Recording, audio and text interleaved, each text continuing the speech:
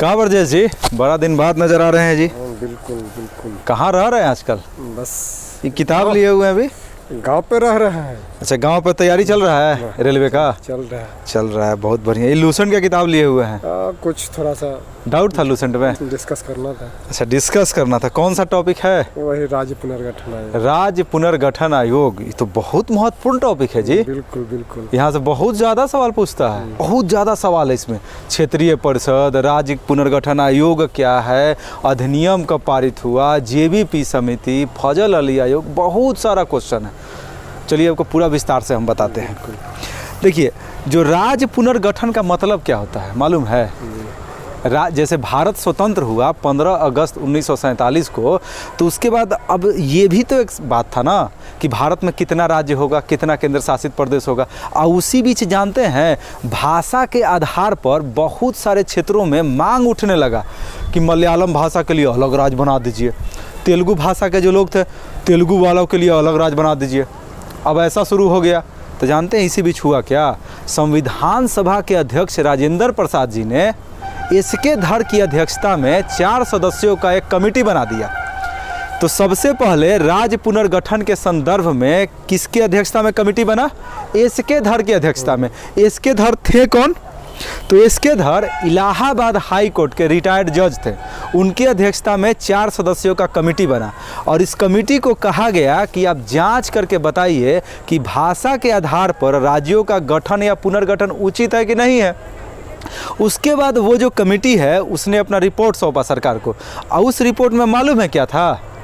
नहीं मालूम है ना?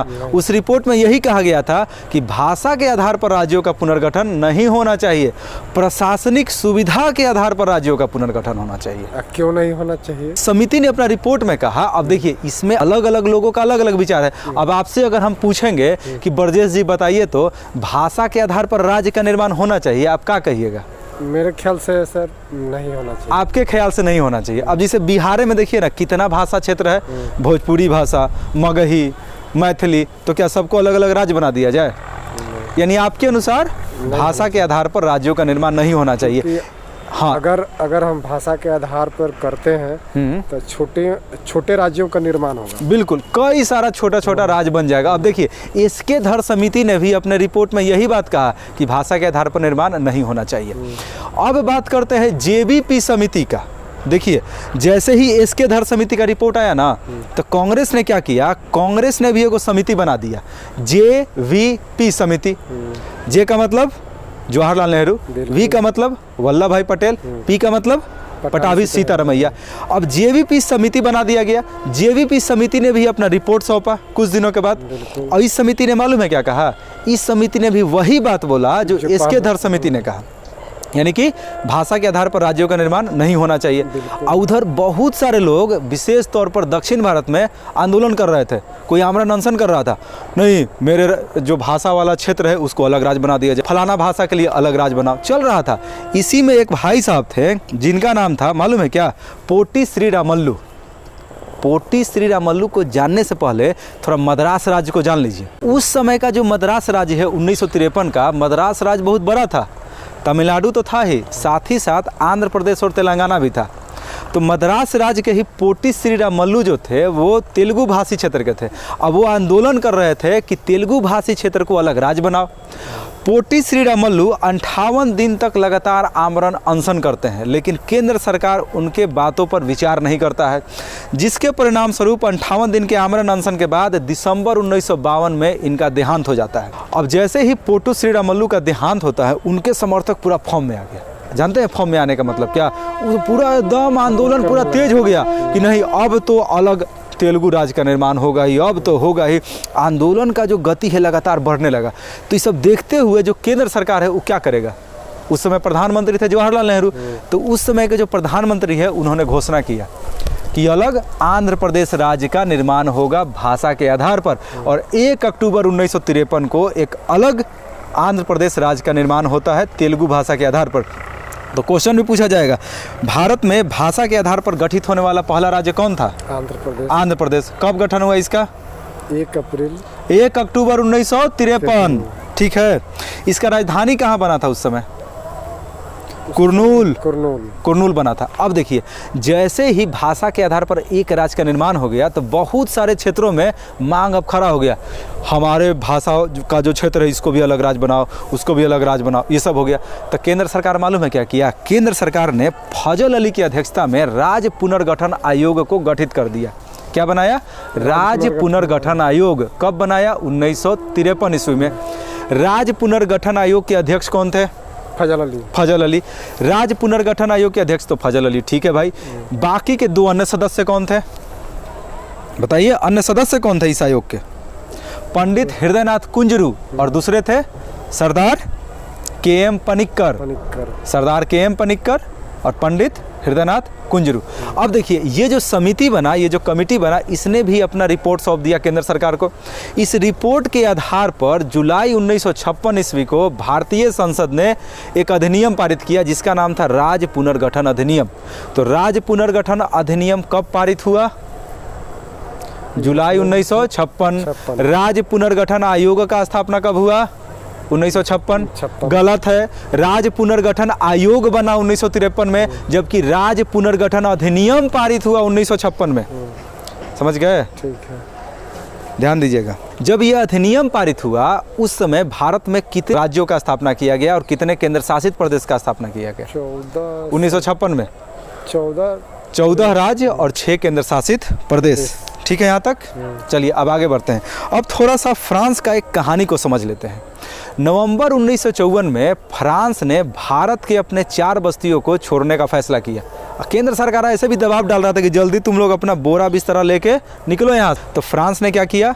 नवंबर 1954 में घोषणा किया कि हम यहाँ से अब निकल रहे हैं। और उसका 4 गो बस्ती था भारत में। कौन कौन? फ्रांस का यनम, कराईकल, चंद्रनगर और पांडिचेरी। और ये घोषणा कब हुआ कि हम यहाँ से निकल रहे हैं? फ्रांस ने कब घोषणा किया? 1954। 1956 में बाकायदा एक संधि होता है भारत और फ्रांस के बीच। उसके बाद चारों को मिलाकर के पांडिचेरी केंद्र शासित प्रदेश का निर्माण कर दिया जाता है। समझ गए? और आज के तारीख में पांडिचेरी केंद्र शासित प्रदेश भारत के कितने राज्यों में फैला हुआ है? पांडिचेरी केंद्र शासित प्रदेश नाम सुने हैं ना? भारत के 3 राज्य में इसका विस्तार है। कहाँ कहाँ? आंध्र प्रदेश और कहाँ कहाँ? तमिलनाडु और केरल। फ्रांस पूरा कहानी समझ गए ना? अब जरा पुर्तगालियों का कहानी समझते हैं। गोवा और दमन द्वीप पर मालूम है किसका कब्जा था? किसका कब्जा था? पुर्तगालियों का। बिल्कुल। और 18 दिसंबर 1961 ईस्वी को भारत सरकार ने फैसला लिया कि 14 साल हो गया, अब पुर्तगाली सब गया नहीं, तुरंत इसको खाली करवाया जाए। तो 18 दिसंबर को पुर्तगालियों के खिलाफ अभियान शुरू हो गया। कहाँ पर? गोवा और दमन द्वीप में। अब मात्र 1 दिन के अंदर ही पुर्तगालियों को मजबूर कर दिया गया कि वो लोग यहाँ से निकल जाए। और इसी वजह से तो 19 दिसंबर को गोवा मुक्ति दिवस भी मनाया जाता है। तो बताइए तो गोवा मुक्ति दिवस कब मनाया जाता है? 19 दिसंबर। हर साल मनाया जाता है? हाँ, हर साल मनाया। कन्फर्म? ठीक। गोवा किस दिन पुर्तगालियों से मुक्त हुआ? 1961। तारीख क्या था? 19 दिसंबर। इसलिए तो गोवा मुक्ति दिवस मनाया जाता है। अब घासवा पका देख रहे हैं, इधर देखिए। आपका ये जो टॉपिक है ना, यहाँ से रेलवे में आपका सवाल पूछेगा। बिल्कुल बिल्कुल। हाँ, तो ध्यान दीजिए आप। एक चीज़ और समझिए, गोवा तो आज़ाद हो गया कब? 19 दिसंबर 1961 को। उसके बाद क्या हुआ? उसको भारत में शामिल करने के लिए भारतीय संविधान में 12वां बार संशोधन हुआ, यानी कि 12वां संविधान संशोधन हुआ। समझ गए? तो फ्रांस का कहानी पूरा समझ गए, पुर्तगालियों का कहानी समझ गए। एक सवाल हम आपसे पूछते हैं, बताइए तो भारत में कुल कितना राज्य या कितना केंद्र शासित प्रदेश है? बताइए तो। अभी 28 राज्य है। 28 राज्य है और केंद्र शासित प्रदेश 8। ठीक ना? चलिए, बहुत बढ़िया ब्रजेश जी, एकदम भगवान करे कि आपका रेलवे का एग्जाम बढ़िया जाए। चलिए, क्षेत्रीय परिषद पे अब बात करते हैं। नाम सुने हैं क्षेत्रीय परिषद? उधर का देख रहे हैं, इधर ताकिए ना जी। क्षेत्रीय परिषद सुने हैं सर। क्षेत्रीय परिषद नाम सुने हैं। भारत में कितना क्षेत्रीय परिषद है? 5 क्षेत्रीय परिषद है।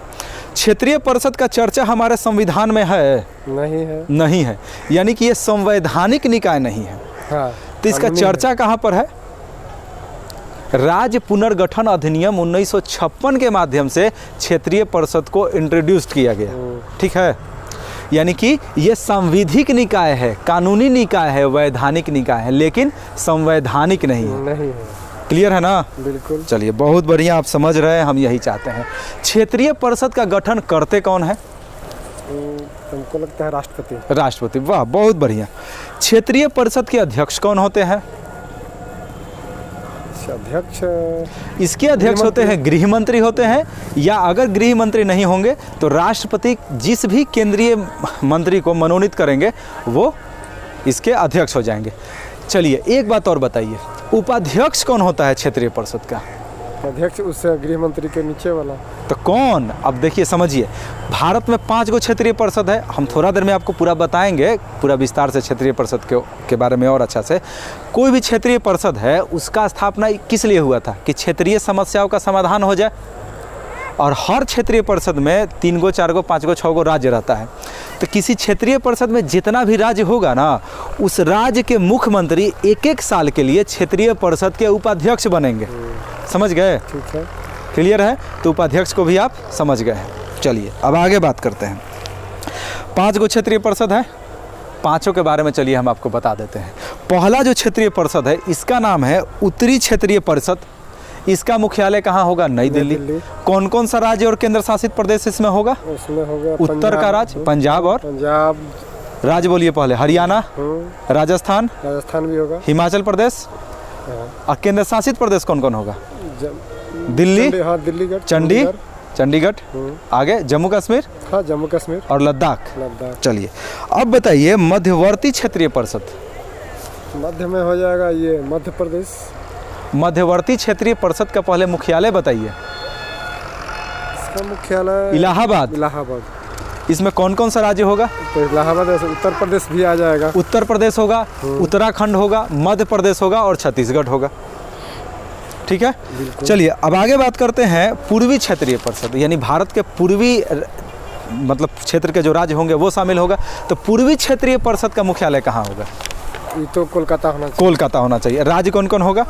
बिहार है, झारखंड होगा, उड़ीसा और पश्चिम बंगाल। इसके अलावा नॉर्थ ईस्ट का ऑल टू ऑल राज्य, ठीक है, नॉर्थ ईस्ट का सारा राज्य, ये चार और नॉर्थ ईस्ट का सारा राज्य। चलिए अब पश्चिम क्षेत्रीय परिषद पे आते हैं। पश्चिम क्षेत्रीय परिषद में कौन कौन राज्य है? पश्चिम में गोवा, ठीक है, और गुजरात और महाराष्ट्र। इसके अलावा दादर नगर हवेली एवं दमन दीव जो केंद्र शासित प्रदेश है वो भी है। पश्चिम क्षेत्रीय परिषद का मुख्यालय कहाँ होगा? बहुत आसान है, मुंबई। दिमाग लगा के हो जाएगा। अब दक्षिण क्षेत्रीय परिषद के बारे में बताइए। दक्षिण में केरल है, तमिलनाडु है, बताइए, और कर्नाटक है, आंध्र प्रदेश है और तेलंगाना है। इसके अलावा पांडिचेरी केंद्र शासित प्रदेश भी। इसका मुख्यालय चेन्नई। ठीक है, बहुत बढ़िया। चलिए अब लास्ट में आपसे हम एक सवाल पूछते हैं, और वो सवाल का जवाब आप ज़रूर से ज़रूर दे दीजिएगा, हमको विश्वास है आप पे, क्योंकि आप तैयारी मन से कर रहे हैं। आप अंतिम अवस्था में है अपने तैयारी का। थोड़ा दिन ब्रजेश जी आप मेहनत कर दीजिएगा ना, तो आपका रेलवे में इस बार तो पक्का है, हमको ऐसा भरोसा है। अब आगे भगवान का मर्जी और आपका मेहनत है कि नहीं। चलिए ज़रा बताइएगा किस राज्य का गठन किस वर्ष हुआ? आंध्र प्रदेश का बताइए। ये 1953। कस के बोलिए महाराज, खाए नहीं है क्या जी? नहीं, खाने की बात नहीं है, तबीयत थोड़ा ख़राब है। चलिए कोई बात नहीं है। आंध्र प्रदेश का 1953, 1 अक्टूबर 1953। चलिए महाराष्ट्र गुजरात बताइए। 1960, 1 मई मजदूर दिवस के दिन हुआ था। मजदूर दिवस के दिन याद है ना। नागालैंड 1963, 1 दिसंबर। हरियाणा बताइए। हरियाणा 1966। हरियाणा 1966। हिमाचल प्रदेश 1971। वाह वाह, बहुत बढ़िया। 1972 में कौन कौन राज्य का स्थापना हुआ? त्रिपुरा है, मेघालय है। त्रिपुरा, मेघालय और मणिपुर। कब? 1972। सिक्किम के बारे में बताइए। 1975। सिक्किम 1975। 1987 में बताइए। फरवरी 1987 में किसका स्थापना हुआ? अरुणाचल और मिजोरम का स्थापना फरवरी 1987 में हुआ। जबकि गोवा का स्थापना कब हुआ? मई 1987 में। फिर से बता देते हैं, गोवा का जो स्थापना हुआ था मई 1987 में हुआ था। और गोवा भारत का कैवा राज्य है? गोवा 25वां राज्य है। चलिए अब सन 2000 में आते हैं। सन 2000 में तारीख है 1 नवंबर, 9 नवंबर, 15 नवंबर। कौन कौन तारीख? 1 नवंबर, 9 नवंबर, 15 नवंबर। बताइए 1, 9 और 15 को किसका स्थापना हुआ? एक को तो ये छत्तीसगढ़, छत्तीसगढ़, 9 को उत्तराखंड, 15 को झारखंड। अब यहाँ पर ट्रिक हम आपको बता देते हैं। 1 तारीख को सबसे बड़ा राज्य टूटेगा, ठीक है, ठीक है। 9 को जो उससे छोटा है वो टूटेगा, ठीक है। और 15 को जो उससे छोटा है वो टूटेगा। अब देखिए, मध्य प्रदेश सबसे बड़ा, उसके बाद उत्तर प्रदेश उस समय के हिसाब से, उसके बाद बिहार। तो 1, 9, 15 समझ गए। ठीक है। चलिए अब आगे हम आपसे पूछते हैं 2014 में किसका स्थापना हुआ? 2014 में तेलंगाना में, तेलंगाना का स्थापना 2014 में। तारीख बताइए। तारीख तो 2 जून 2 जून 2014 को तेलंगाना का स्थापना होता है। तेलंगाना कैवा राज्य था भारत का? 29वां राज्य है। 29वां राज्य। बिल्कुल। आपसे अगला सवाल है, भारत में अभी कितना राज्य है 2022 में? 22 में अभी 28 राज्य है और 8 ठीक है, 28 राज्य है। तेलंगाना जब 29वां राज्य बन गया था 2014 में, तो 2022 में 28 राज्य कहाँ से हो गया? ये जम्मू कश्मीर को केंद्र शासित बना दिया गया। बिल्कुल, जम्मू कश्मीर को 2 हिस्सों में तोड़ करके 2 केंद्र शासित प्रदेश बना दिया गया, जम्मू कश्मीर और लद्दाख। इस वजह से अभी राज्यों की संख्या कितना है? 28 और 28 राज्य और 8 केंद्र शासित प्रदेश। यहाँ तो कोई दिक्कत है? बिल्कुल नहीं, सही से बताइए, कोई दिक्कत है तो? कोई दिक्कत नहीं। तो लीजिए अपना किताब लीजिए भाई। ठीक कोई है, तो पूरा क्लियर है? क्लियर है, कोई डाउट नहीं ना? कोई डाउट नहीं, कोई दिक्कत? कोई दिक्कत देखिए, नहीं। कोई भी समस्या होगा आपके एग्जाम से जुड़ा हुआ तो आप जरूर मेरे पास मैसेज कीजिएगा या कॉल कीजिएगा। ठीक है ना सर, ठीक है। चलिए, ठीक, चलते हैं ओके सर, ओके फिर ओके। गांव से मिलेंगे। ठीक है। आप तो गांव में रहते हैं ना हाँ, अभी? जी। नहीं, आप गांव में रहते भी, बच्चा लोग को पढ़ाते भी हैं, रेलवे का तैयारी भी करते हैं। ठीक। बहुत बढ़िया।